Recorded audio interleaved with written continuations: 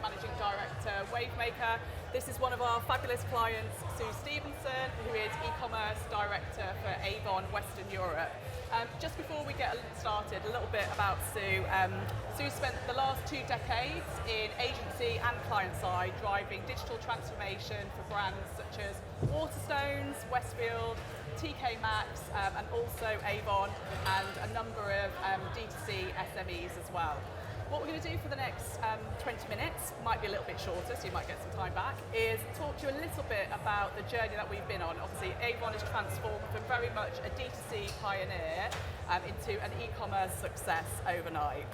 So Sue, it's pretty much a year to the day when we came up to Northampton and we pitched for the business, and I'll always remember that pitch because it was the hottest day of the year, and not only did we have to get into the mindset of a pitch, but we also had to navigate a melting transport system. But the kind of pitch brief to us was kind of really exciting because you talked a lot about the need to kind of modernise the brand and also kind of work through how we were going to help people navigate the kind of extensive product portfolio that you have. And obviously, as a brand that was kind of leading when it came to kind of offering women work and very flexible hours, as well as a number of the team kind of growing up with brands, using the brands as kind of part of their beauty regime, everyone was kind of more than excited to be kind of getting stuck in.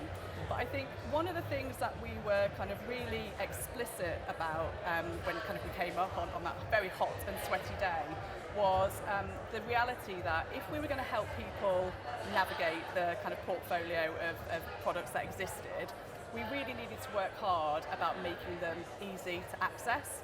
And one of the kind of fundamental recommendations that we kind of made on that day was you guys realising the growth opportunity that existed across Amazon, wasn't it? And so what we're going to do is ultimately kind of dive a little bit deeper into that kind of journey that you've been on when it comes to kind of selling on Amazon. So shall we start with the kind of reality of it was a big bold move, wasn't it? When you think about Avon's business model, which I know you'll talk a little bit about in a bit more detail in a minute, but it was a big bold move.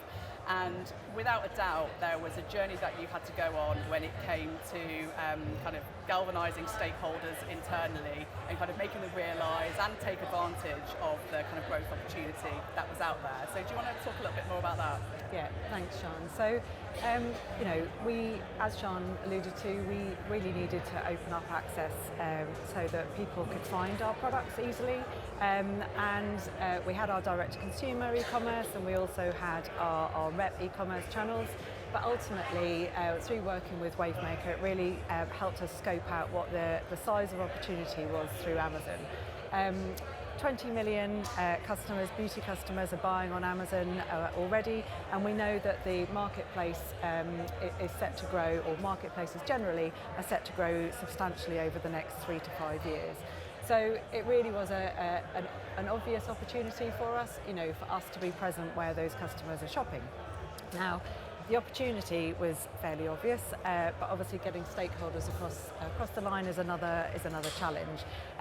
We have over 60,000 representatives who are our backbone of our business, who are incredible entrepreneurs, but obviously we needed to work with them to show how we were going to grow the total business rather than just channel switching.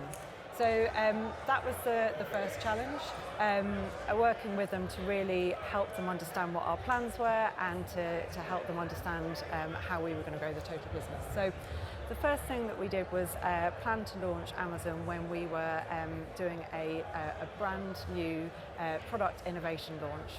So there was a lot of news out there. We put a lot of media budget behind the launch of this product, and we also had a lot of an increased spend with both performance media and Amazon media to help support it. And all of that was to raise the brand awareness and increase, I suppose, opportunity across all of our channels. And then we also worked with our reps, as I said, to make sure that they understood the size of the opportunity from this increased brand media, and were able to grow their business through that opportunity. And there was an incredible amount to think about, wasn't there, when it came to that kind of stakeholder engagement piece and just the realities of kind of how you operate as a business. So there was obviously a lot to think about there, but also there was a lot for you to think about, wasn't there, in terms of actually how you were going to land the kind of Avon brand in Amazon. So do you just want to talk a little bit about the journey you went on, kind of determining which routes you were going to take? Yeah, so I don't know how many people here sell already on Amazon, but if you don't, it's really complex and it's constantly evolving. So I think a key point was, even with the help of Wavemaker, it was tricky to navigate. I think one of our main, decisions that we had to make quite early on was which route to go down. So there's two main routes. So there's vendor route and seller route. Those two areas at Amazon are operated completely independently, which makes finding out about them really difficult. There's no quick and easy comparison chart that you can just work through to find out what's best for you, pros and cons, and what's best for you for your business. So if there's anybody here from Amazon, that would be one piece of feedback. If you could make that simpler, that would save us a huge amount of effort and time. That would be really helpful. So I think once we'd evaluated and put all that effort in to understand both routes, we were really looking at, speed to market, how much resource was needed, the integrations with our IT, with our operations, what resource we needed internally, and what was going to have the biggest impact on our business. So taking all of that into account, we chose to go down the vendor route, primarily because of speed to market, size of business, opportunity, and also internal resource. I think when Sue talks about speed to market, she's really not lying. I think, was it 150 ASINs that were kind of launched within a 2-month period, and that was everything from starting from scratch, in terms of operationally what needed to be done, but it also kind of, the volume of creatives that needed to be kind of created, adhering by best practice, that is known mean feast. So yeah, it's hats off. It was pretty awesome. I don't think even as an agency we've seen anything kind of move so fast. Yeah. So that was epic. So you're only 4 months, actually, it's about 4 months now, isn't it, into the journey of selling as a brand on Avon. So it's still very much early doors for the kind of Avon store.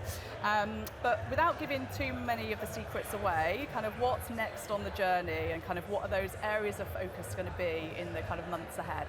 Yeah, so as you say, we're 4 months in. We've actually still got some products to launch, so some of our key ranges are still to be launched, but also we're looking at some bundles and actually seeing where we can optimise what's already being sold as combinations on Amazon, and also gifting, obviously key for Q4, so launching our gifting range.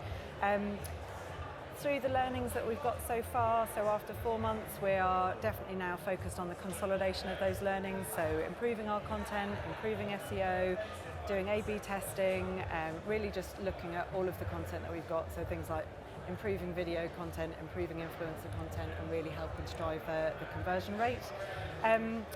We're looking also at our product portfolio, so taking learnings about where we see low traffic but high conversion, so obviously driving more traffic, where we're seeing high traffic but low conversion, and looking at to see how we can optimize those product pages more, and if there's low conversion and low traffic, really looking to consolidate and pull back on some of those products. Obviously seasonal promotions, so tying into all of the seasonal campaigns that are live on Amazon. So we're coming up to Prime Day, which is next week, and we'll be taking all of the learnings from those testings through to the Q4, obviously for the next Prime Day, Black Friday and Christmas. And then we're considering use of first-party data, so taking our lapsed customer data from other channels and testing it on Amazon to see if customers will actually convert when they have Prime, when they have other products in their basket, and they'll add their Avon products to that basket. And then finally, it's really trying to understand with Wavemaker, with Amazon, what our total size of business is as Avon. So obviously our direct-to-consumer sales, but also our rep sales, and continue with that growth in terms of the incrementality and the total growth of business on Amazon. And I think what's been really great, going back to that point in terms of, when you started the journey and you were having those conversations with reps, it was very much, wasn't it, around actually this is kind of incremental growth for the business, and it isn't going to kind of, do the kind of cannibalization piece. And what's brilliant is that we're absolutely kind of seeing that, aren't we, in terms of it's genuinely kind of incrementality that's coming through. So obviously, hopefully, those in the audience have kind of learned quite a lot so far already.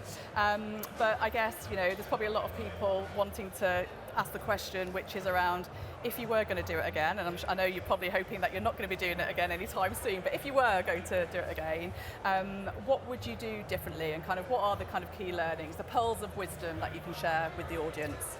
Yeah, so I think you alluded to the speed part earlier, but we basically launched from the pitch through to live date. We launched on Amazon in 3 months, and Amazon has said that that's the fastest onboarding that they've ever seen. I wouldn't recommend that necessarily. I'd recommend a bit more time, especially with regard to the upfront sort of investigations and research into which route, and getting contracts signed, and then you get access to Vendor Central, which gives me loads more information.